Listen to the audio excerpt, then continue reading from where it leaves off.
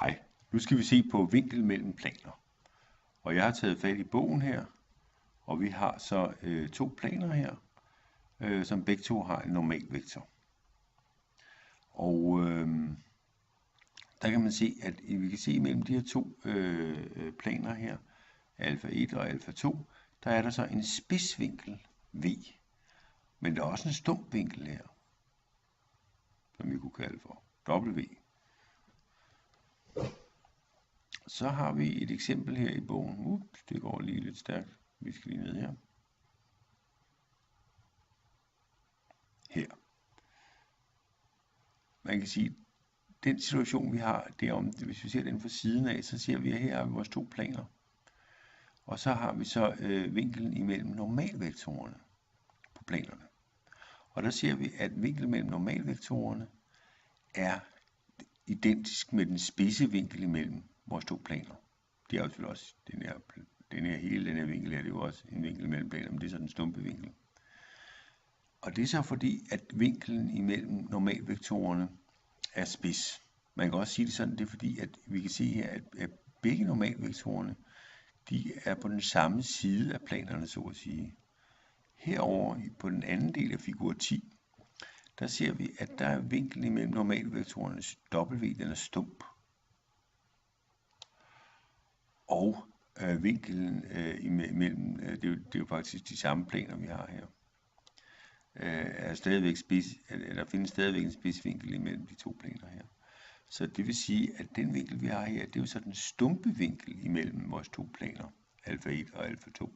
Det er den, vi har fundet her mellem normalvektorerne. Og der, hvis vi kigger på sådan planerne her, der kan vi lige gå op og se her, uden normalvektorer, prøver lige at kravle op her til, og der er også normalvektorer. Men hvis vi ser den vinkel, der er her, det er den stumpe vinkel, plus den spidse vinkel, der er her, de vil i alt give 180 grader.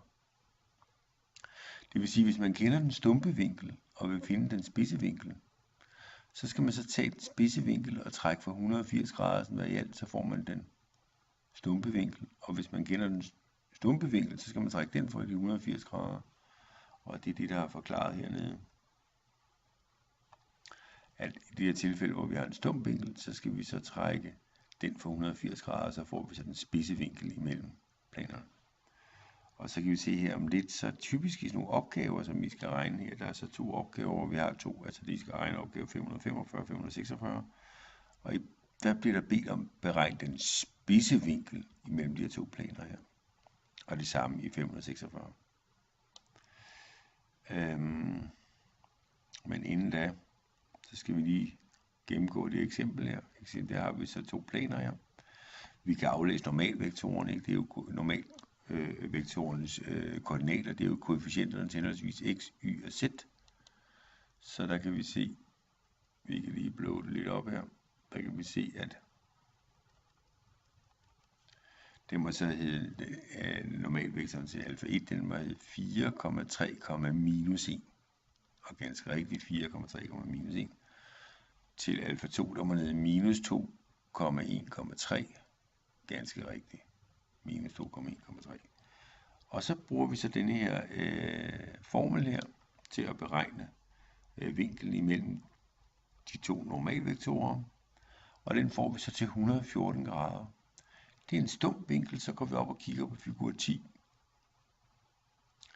Man kan sige, altid når man skal løse opgaver, hvor man skal finde vinkler imellem planer, det skal man meget, meget tit til studentereksamen, skriftlig studentereksamen, så skal man altså bruge figur 10. Fordi nu har vi altså fået et resultat, der er ligesom det her. Så skal vi trække det, vores W for 180 grader. Og så eftersom vi har fået en vinkel på 114 grader, så kan vi se 114 grader, ja, så må det jo så give et eller andet med 65 grader, 65,21 grader. Jeg har også lige lavet, jeg har et lille, skal vi se her, vinkel mellem planer.